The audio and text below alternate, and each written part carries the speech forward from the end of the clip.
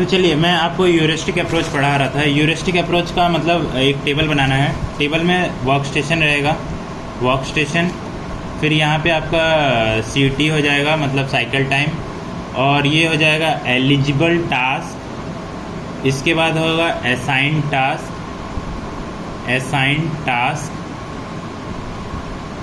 एक मिनट,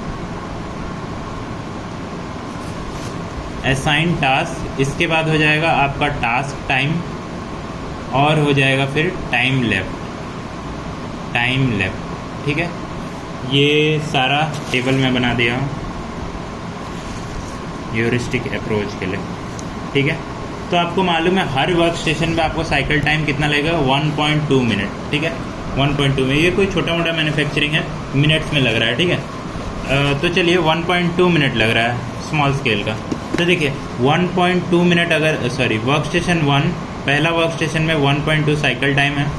और देखिए हम लोग एलिजिबल टास्क कैसे सेलेक्ट करेंगे, तो यहाँ पे देखिए पहला देखेंगे डिपेंडेंसी ऑन टास्क। मतलब देखिए ये सारे टास्क जो है ना, ये 2 टास्क पे डिपेंडेंट है। अगर ये 2 टास्क नहीं होंगे A और C, तो बाकी सारे टास्क करना इम्पॉसिबल है। ठीक है, तो A और C पहले हम लोग एलिजिबल देखेंगे, और A और C में हमारा जो रूल दिया था, रूल के according maximum number of follower रहना चाहिए। तो 1 2 3 4 5 5 फॉलोवर है यहाँ पे, और यहाँ पे 1 2 3 4 फॉलोवर है। C के 4 फॉलोवर है और A के 5 फॉलोवर है। तो A हम सेलेक्ट करेंगे, असाइन टास्क A, और टास्क टाइम आपका हो जाएगा 0.2, तो टाइम लेफ्ट हो जाएगा 1। ठीक है, इसके बाद A और C हो गया, तो अब C बच गया, C एलिजिबल हो जाएगा। देखिए A और C हो गया, तो यहाँ से तो C आ गया। अब देखिए B भी अब किसी पे डिपेंड नहीं कर रहा है, B भी अब एक ही है, C भी किसी पे डिपेंड नहीं कर रहा। तो A जो है ये ऑलरेडी कंप्लीट हो चुका है, तो आप A को क्रॉस कर सकते हैं जैसे भी। ठीक है, तो B इसके बाद हम लोग करेंगे, तो B और C 2 एलिजिबल टास्क हो जा रहा है, क्योंकि B और C किसी पे डिपेंड नहीं कर रहा है, और दोनों का फॉलोअर 4 है।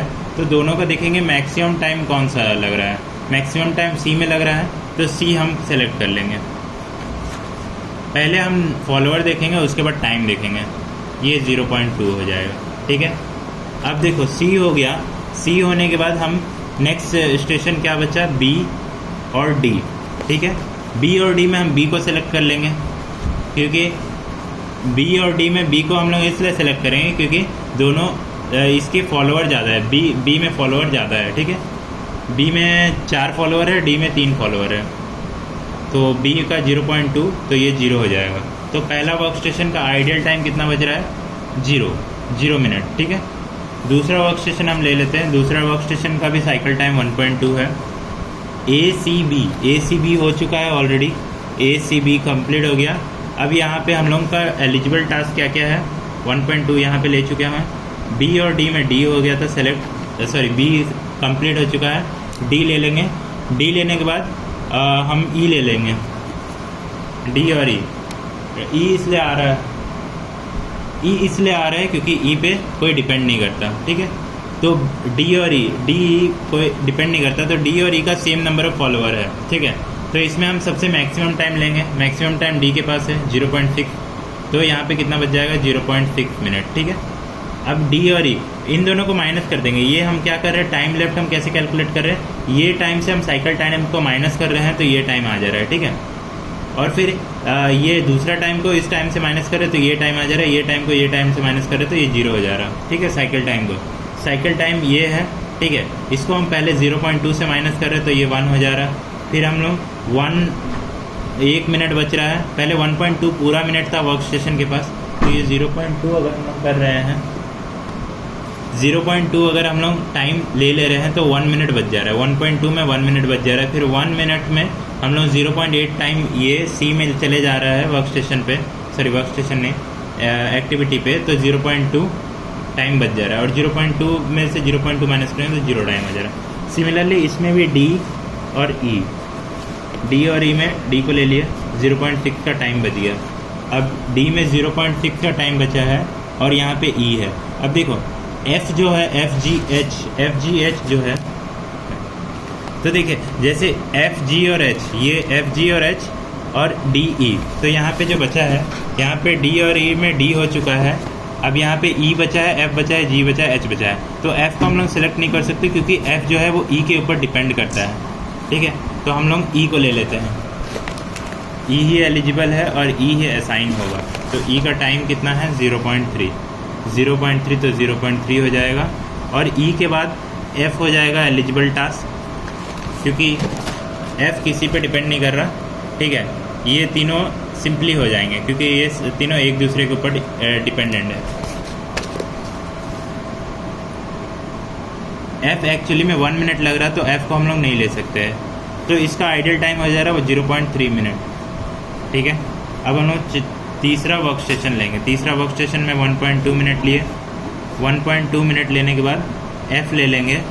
एफ में कितना टाइम लग रहा है 1 मिनट, 1 मिनट, तो ये 0.2 बच जाएगा यहाँ पे टाइम ले। और एफ के बाद जी ले लेंगे, जी एलिजिबल हो जाएगा, जी एलिजिबल हो जाएगा तो ये 0.4 है, इससे ज़्यादा है तो ये हम नहीं ले सकते। और चौथा नंबर वर्क स्टेशन में हम लोग 1.2 ले ले रहे, जी हो जाएगा 0.4, 0.8 बच जाएगा। और एच हो जाएगा 0.3, ये 0.5 मिनट बच, ठीक है। तो आप देख सकते हैं ये 4 वर्क स्टेशन पे 1.2 टाइम पे हमने क्या किया है, 1.2 से 1 माइनस किया है, यहाँ पे 0.2 आ गया। जी का टाइम 0.4 है, जो कि 0.2 से ज़्यादा है। ये वर्क स्टेशन के पास इतना टाइम नहीं है, मतलब 0.4 मिनट का टाइम नहीं है, इसलिए इसको जी को हम लोग प्रोसेस नहीं करेंगे, ठीक है। तो एच को फिर हम इसके बाद प्रोसेस कर लेंगे, तो ये आ जाएगा 0.5 मिनट, ठीक है। तो टोटल आइडल टाइम कितना हो जाएगा, टोटल आइडल टाइम हो जाएगा, यहाँ पे 0 है, यहाँ पे 0.3 है, यहाँ पे 0.2 है, तो 0.5 और यहाँ पे 0.5, तो टोटल आइडल टाइम 1 हो जाएगा। और यहाँ पे परसेंटेज ऑफ आइडल टाइम जो हो जाएगा 1 मिनट हो जाएगा, परसेंटेज ऑफ आइडल टाइम। तो परसेंटेज ऑफ आइडल टाइम हम कैसे कैलकुलेट करेंगे, टोटल आइडल टाइम है आपका 1, ठीक है, n into C T, n into C T into 100, तो n है नंबर ऑफ वर्क स्टेशन, यहाँ पे 4 वर्क स्टेशन है तो 4 लिख दिए। साइकिल टाइम है आपका 1.2 इंटू 100, तो ये आपका आएगा 20.833%। अगर इसको आप एफिशिएंसी निकालना है, एफिशिएंसी ऑफ लाइन बैलेंस निकालना है, लाइन बैलेंस, तो ये हो जाएगा 100 माइनस 20.833, जो कि हो जाएगा 79.1667%, ठीक है। तो ये आपका एफिशिएंसी आ गया, इतना ही आपको क्वेश्चन में निकालना है। तो दोस्तों वीडियो देखने के लिए धन्यवाद। मैं RPW का मेथड वो आपको मतलब 2-3 दिन बाद ये वीडियो बनाने वाला हूँ, ठीक है। तो दोस्तों धन्यवाद, थैंक यू, चलता हूँ।